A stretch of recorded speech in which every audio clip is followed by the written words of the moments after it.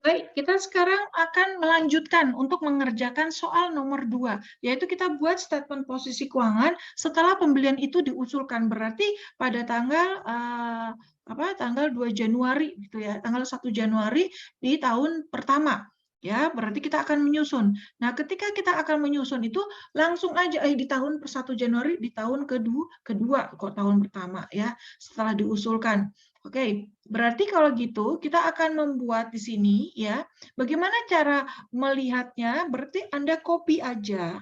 Copy aja semua nilai asetnya sama nilai utang dan ekuitas itu dari soal. Nah, jawabannya juga apa? Angkanya juga sama. Anda copy ya, Anda copy semua tinggal sama dengan ya kan? Sama dengan ya, Anda ambil dari soal tadi dari neraca berarti mulai dari kas 55.000 ini. Ya, terus baru enter. Nah, begitu. Obligasi juga seperti itu, semua sama. Ya, obligasi dari E19 begitu. Nah, yang akan berbeda itu kita lihat dari piutang dagangnya.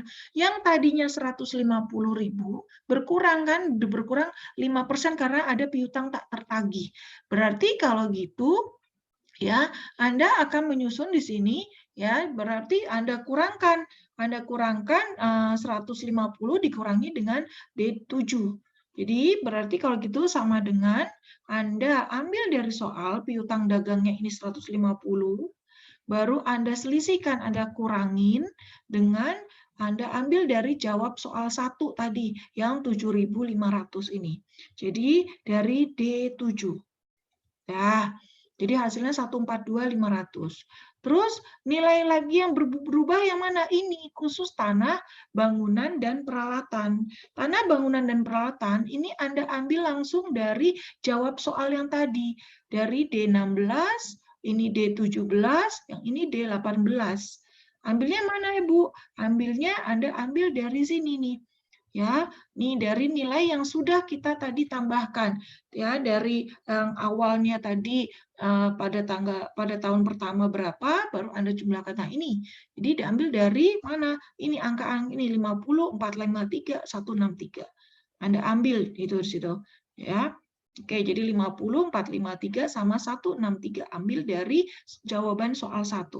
Jadi continue ya masing-masing sheet. Terus Anda tinggal sum. Anda tinggal sum dari berarti sum dari baris E7 sampai E13. Terus yang berikutnya utang dagang, utang dan ekuitas. Itu juga Anda ambil dari soal utang dan ekuitas. Berarti kalau gitu sama dengan Anda ambil dari soal ya, utang dan ekuitas di sini. Nah, ini 170. Nah, itu seperti itu. Ya, Anda ambil semua dari soal semua. Jadi kalau gitu tinggal Anda fill handle ke bawah, seret gitu. Sorry. Nah, spindle ke bawah. Nah, di sini. Ya, tinggal Anda ambil seperti itu. Nah, setelah itu, ya. Nah, ya kalau untuk agio saham dan laba dari tahan, kita akan sesuaikan. Yang tadinya, ya, kamu saya delete dulu. Tadinya ini nilainya 1.120.000 untuk aset.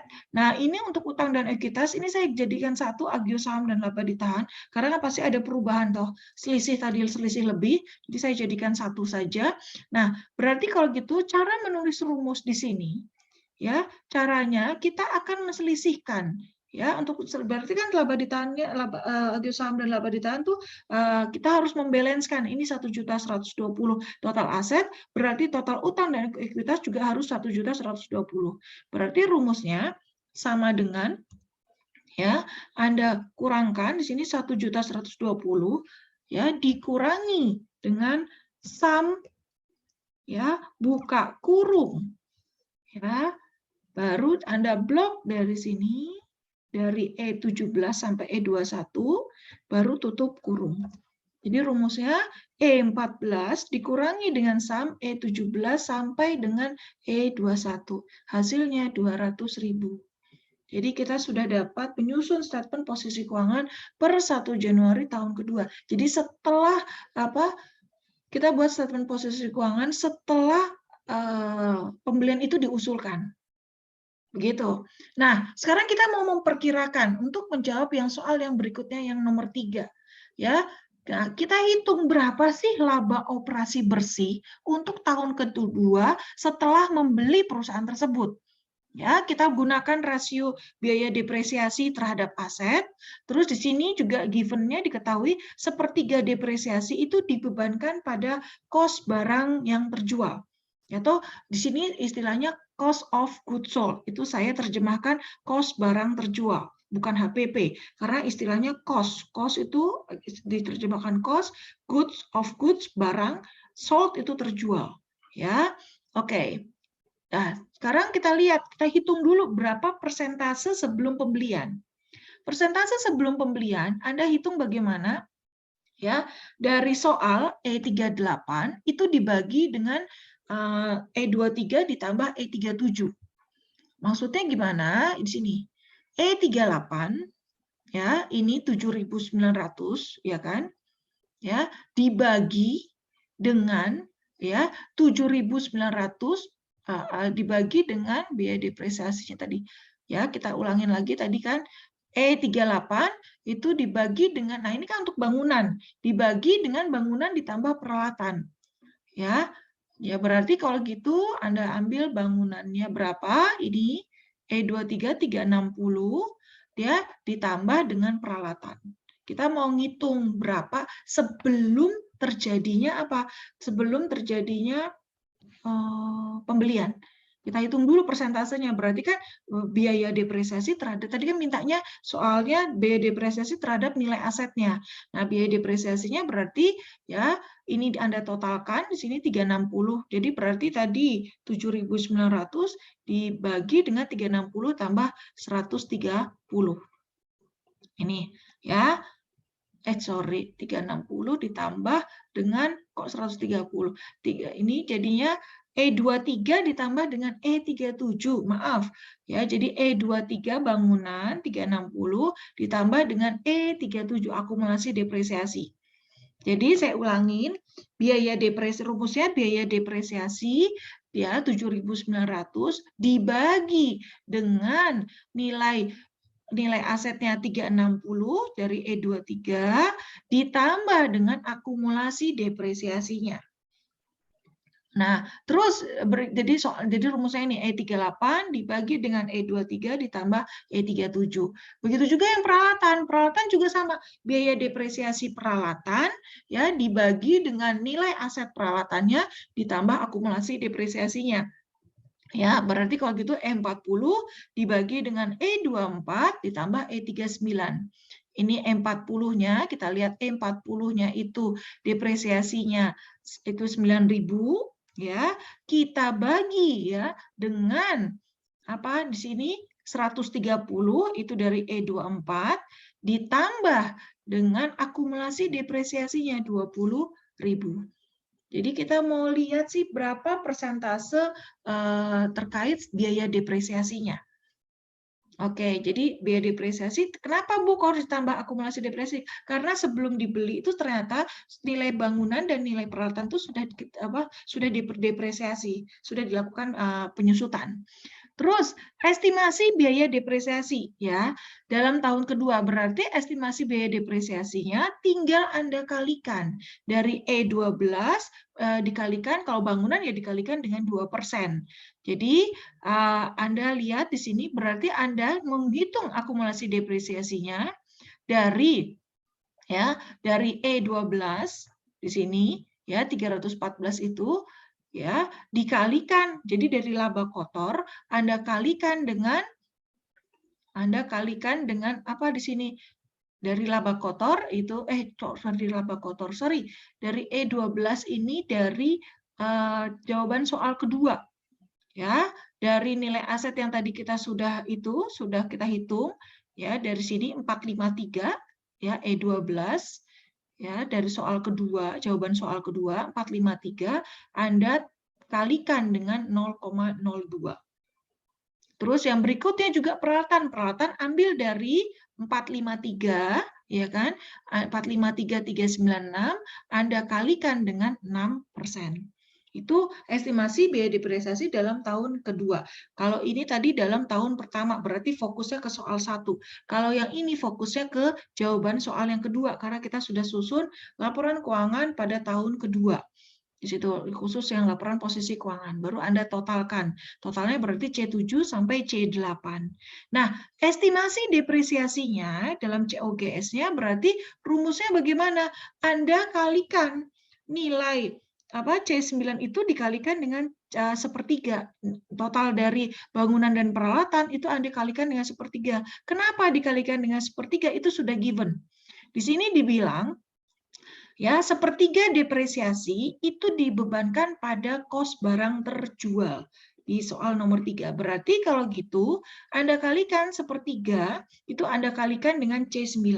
Itu untuk yang tahun kedua. Kalau untuk yang tahun pertama, itu Anda ambil dari soal.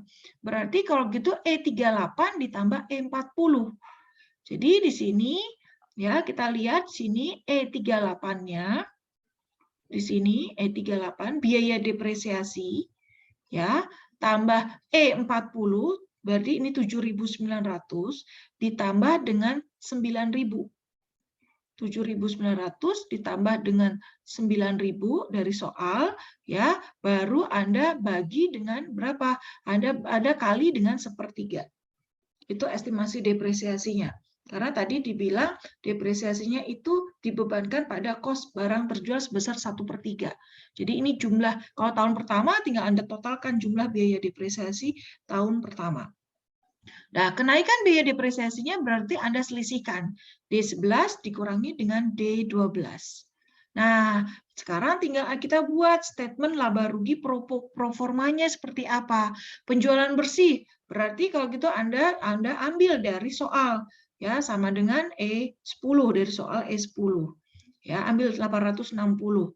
Ya, dari soal ini sudah ada di given, udah given ya penjualan bersihnya 860. Terus yang berikutnya, kita akan memasukkan nilai angka kos barang terjual. Kos barang terjual itu Anda ambil nilainya, itu dari mana? Nilainya dari soal E11. Ya, kos barang terjualnya udah given di sini, 546.000. Nah, tapi kan tadi ada penyesuaian. Ada penyesuaian terkait depresiasi. Nah, nilai yang 664 tadi itu Anda masukkan. Peningkatan depresiasinya itu dari sama dengan D13 di situ. Nah, ini nilai kos barang terjual ditambah dengan peningkatan itu Anda masukkan totalnya di sini.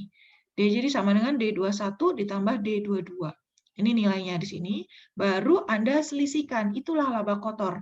Penjualan bersih dikurangkan dengan kos barang terjual. 313, 336. Terus biaya penjualan dan administrasi ambil dari soal. Ya, ambil dari E13 dari soal. Biaya penjualan dan administrasi ini E13 240. Terus tadi kan ada peningkatan biaya depresiasi. Nah, kita harus tambahkan terkait sama biaya-biaya. Berarti tahun pertama kita ambil angka tadi. Tahun pertama dapat dari mana? Tahun pertama Anda ambil C9 dikurangi dengan D11. C9 ini Anda ambil dengan D11. Ini. Jadi 18 dikurangi dengan 6297. Kemudian tahun pertama, nah untuk tahun pertama tadi kan sudah ada biaya depresiasi 7.900 sama 9.000. Itu Anda tambahkan dulu dari soal. Jadi E38 ditambah E40 baru Anda kurangin dengan nilai dari Nilai dari D12 ini. 5633. Ya, jadi soal E38 ditambah E40 dikurangi dengan D12 ini 5633. Gitu ya. Jadi artinya apa? Artinya biaya depresiasi itu kita lakukan penyesuaian karena ada sepertiga dari biaya depresiasi itu itu akan mempengaruhi COGS-nya. Ya, gitu ya, akan dibebankan dalam kos barang terjual. Sudah, baru Anda selisihkan antara tahun pertama sama tahun kedua. Jadi artinya C26 Anda kurangkan dengan C27 tahun kedua dulu, baru Anda kurangkan dengan C27. Nah, hal ini, nah ini akan menambah biaya-biaya. Jadi biaya penjualan ini Anda tambahkan dengan tadi biaya depresiasi, peningkatan biaya depresiasi. Anda masukkan jumlahnya di sini sebelah, di urutan di kolom E. Jadi D24 ditambah D27. Baru Anda dapat laba operasi bersih sebesar E23 dikurangi dengan E27. Nah, kita akan melihat persentasenya. Kan tadi kan dibilang, ada asumsi bahwa laba operasi bersihnya itu minimal 8%. Benar nggak ini minimal 8%? Kita hitung. Nah, kita hitung berapa. Ini kalau gitu kan untuk menghitung persentase di kolom F, ini rumusnya, jadi berarti E20 dibagi E20, karena semua nanti kita bagi dengan penjualan bersih. Nah, berikutnya untuk yang kos barang terjual, ya kan, kos barang terjualnya ini kan terdiri dari tadi kos barang terjual yang awal ditambah dengan peningkatan depresiasi. Nah, ini Anda langsung E22 Anda bagi dengan E20. Begitu juga yang ini yang laba kotor juga sama, E23 bagi E20. Semua kita bagi dengan E20, dibagi dengan penjualan bersih. Ini juga sama, E27 ya dibagi dengan E20. Nah, laba operasi bersihnya berarti E28. E28 ini laba operasi bersihnya dibagi dengan E20. Hasilnya 8,4. 8,4%. Berarti ini sudah melebihi rasio minimal tadi yang sudah ditentukan. Yang sudah ditentukan minimalnya tadi asumsinya itu 8%. Berarti kita bisa menjawab nomor 4. Asumsi rasio laba bersih itu minimal 8%. Apakah kita perlu membeli perusahaan tersebut? Iya. Karena persentase laba operasi bersih terhadap penjualan bersih itu sebesar 8,4%. Jadi lebih dari 8%. Begitu ya. Jadi ini kita mau menganalisis ini jadi kasus ya. Tadi kita menganalisis kasus sebelum terjadinya akuisisi dan setelah terjadinya akuisisi, dan kita tentukan perlu nggak kita membeli perusahaan tersebut dengan menghitung tadi dari rasio laba bersih, laba operasi bersih terhadap penjualan bersih. Oke, demikian materi mengenai bab 11 ini. Semoga bermanfaat. Oke, selamat siang, selamat sore. Oke, wassalamualaikum warahmatullahi wabarakatuh.